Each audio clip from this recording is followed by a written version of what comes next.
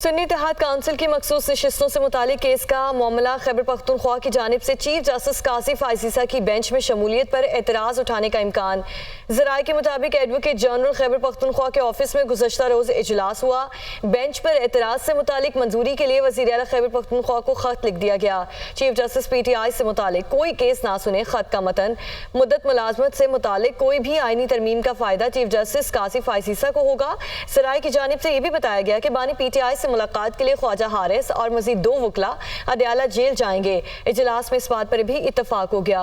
Advocate general KP और additional advocate general भी वकला टीम में शामिल होंगे। इसी पर बात करने के लिए हसीब मलिक हमारे साथ मौजूद है। हसीब बताइए।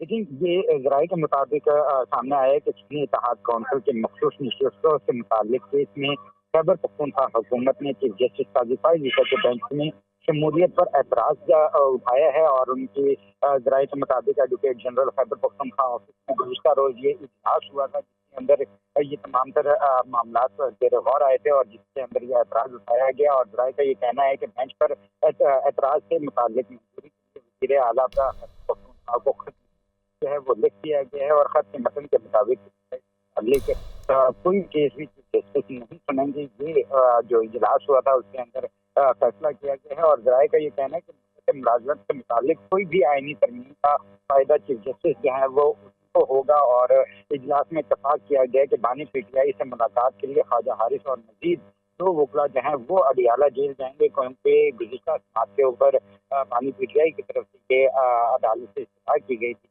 पाकिस्तान से कि वो जो है उनसे मिलने की इजाज़त भी दी। और जी ठीक है हसीब, बहुत शुक्रिया, आपने हमें डिटेल से आगाह किया। और पेट्रोल फी लीटर 4 रुपये 74 पैसे सस्ता, नई कीमत 268 रुपये 36 पैसे मुकर्रर। डीजल की कीमत में 3 रुपये 86 पैसे फी लीटर कमी, नई कीमत 270 रुपये 22 पैसे। लाइट डीजल 3 रुपये 88 पैसे, मट्टी का तेल 1 रुपया 87 पैसे फी लीटर सस्ता। वज़ारत ख़जाना ने पेट्रोलियम मसनूआत की कीमतों में कमी का नोटिफिकेशन जारी कर दिया। वज़ीर आज़म शहबाज शरीफ ने पेट्रोल 15 रुपये 40 पैसे और हाई स्पीड डीजल की कीमत में 7 रुपये 90 पैसे कमी की हिदायत की थी। तो पेट्रोल की कीमत में 4 रुपये 74 पैसे फी लीटर कमी। आइंदा 15 रोज़ के लिए पेट्रोलियम मसनूआत की नई कीमतों के नोटिफिकेशन के मुताबिक 1 जून से पेट्रोल की नई कीमत 268 रुपये 36 पैसे फी लीटर हो चुकी है। शहरी इस बारे में क्या कहते हैं, आसिफ जैदी से जानेंगे। जी अज़र बताइए।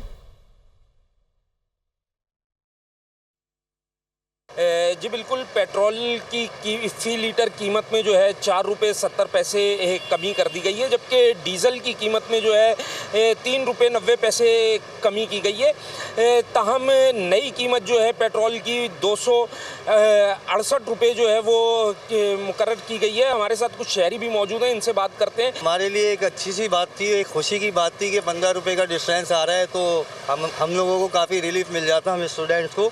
लेकिन ये एकदम से 4 रुपये आ गया तो ये बड़ी एक अजीब सी बात है। जी बिल्कुल, शहरियों का भी यही कहना है कि 15 रुपये जब ऐलान हुआ था तो उससे जो है एक आवाम के अंदर खुशी की लहर दौड़ी थी कि 15 रुपये जो है वो पेट्रोल की कीमतों में कमी की जा रही है। उसके बाद जो है मज़ीद महंगाई में भी जो है कमी वाक़ई होगी, जिससे आवाम को जो है मज़ीद रिलीफ मिलेगा। ताहम ऐसा नहीं हो सका और वो अचानक से एक बार फिर जो है वो ऐलान हुआ और 4 रुपये कमी की गई है, जिससे जो है आवाम काफ़ी दिलबर्दाश्ता दिखाई दे रही है। जी तो दूसरी जानिब गवर्नर खैबर पख्तूनख्वा फैसल करीम कुंडी ने कहा PTI गलतियों पर माफ़ी मांगे तो हम बात करने के लिए तैयार हैं। 9 मई के असल मुल्जिम खैबर पख्तूनख्वा में वज़ीर आला बन गए। 9 मई जैसा वाक़या कोई दुश्मन भी नहीं कर सकता, उसके मुल्जिमान को कैफरी किरदार तक पहुँचना चाहिए। PTI एस्टेब्लिशमेंट के कंधों पर आना चाहती है तो कुछ नहीं कह सकते। वो चाहते हैं जैसे माजी में कंधों पर बैठ कर आए आप वैसे ही जाएं। गलतियाँ करने के बाद सफाइयाँ दे रही हैं, लेकिन ट्वीट डिलीट नहीं किया। खैबर पख्तूनख्वा का गवर्नर हाउस किसी साजिश का हिस्सा नहीं बनेगा। वो लाहौर में मीडिया से गुफ्तगू कर रहे थे। ये वादा करता हूँ कि कभी भी खैबर पख्तूनख्वा का गवर्नर हाउस किसी साजिश का गढ़ नहीं होगा। जहाँ तक किसी को रोकने की बात है, पाकिस्तान में आप किसी को नहीं रोक सकते।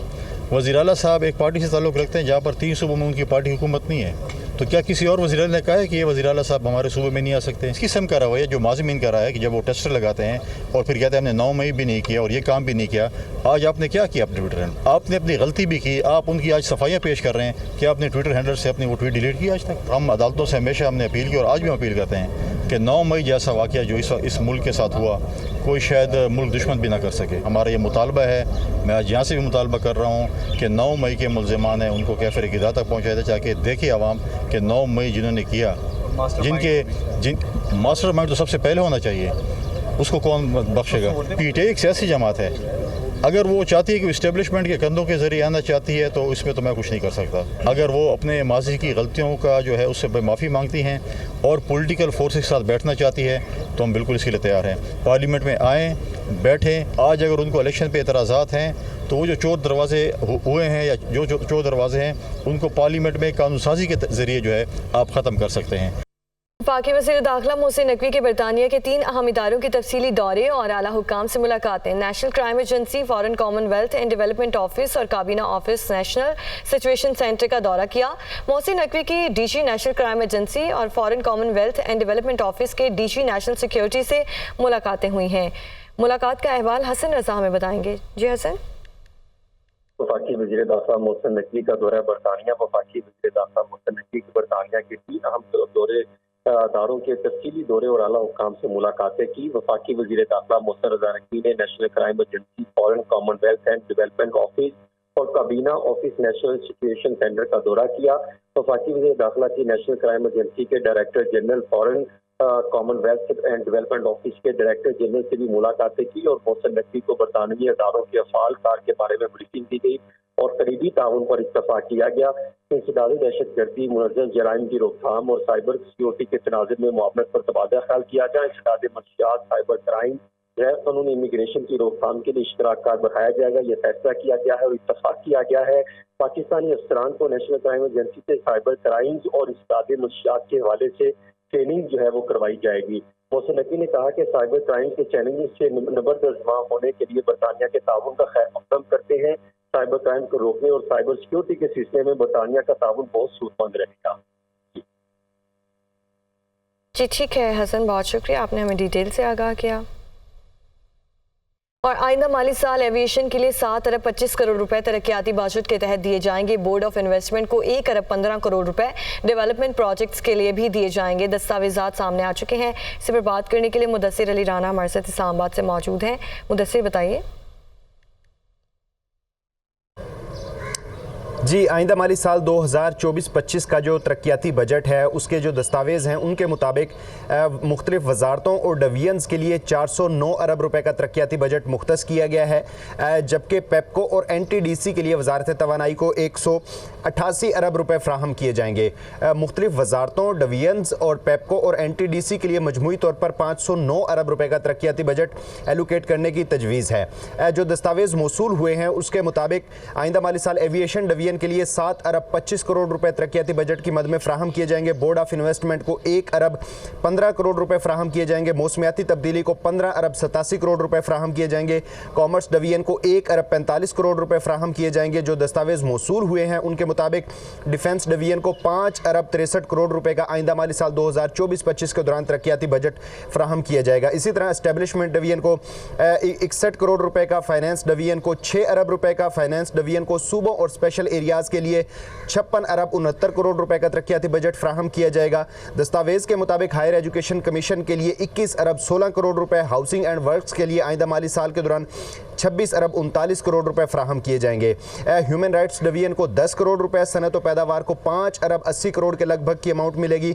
इंफॉर्मेशन एंड ब्रॉडकास्ट डिवीजन को 3 अरब 52 करोड़ रुपए की जो तरक्याती बजट की मद में आइंदा माली साल के दौरान पैसे फ्राहम किए जाएंगे। जो दस्तावेज मौसूल हुए हैं उसके मुताबिक information technology and telecom division के लिए 27 अरब रुपए से ज़्यादा का तरक्याती बजट एलोकेट करने की तजवीज़ है। इसी तरह बैनुल सूबाई राब्ता डिवीजन के लिए 3 अरब 74 करोड़ रुपए, वजारत दाखिला को 4 अरब 37 करोड़ रुपए, लॉ एंड जस्टिस डिवीजन को 1 अरब 36 करोड़ रुपए तरक्याती बजट की मद में फ्राहम किए जाएंगे। नारकोटिक्स कंट्रोल को 17 करोड़ रुपए, वजारत फूड सिक्योरिटी और रिसर्च को 12 अरब 56 करोड़ रुपए का तरक्याती बजट फ्राहम किया जाएगा।